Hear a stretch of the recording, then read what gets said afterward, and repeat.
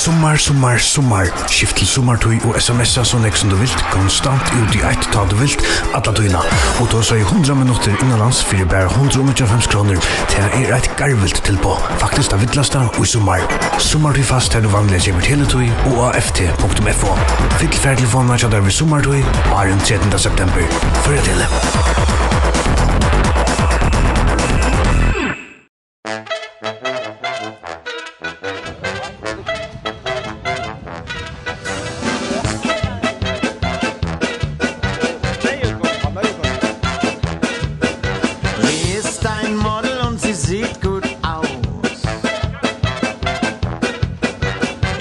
Sie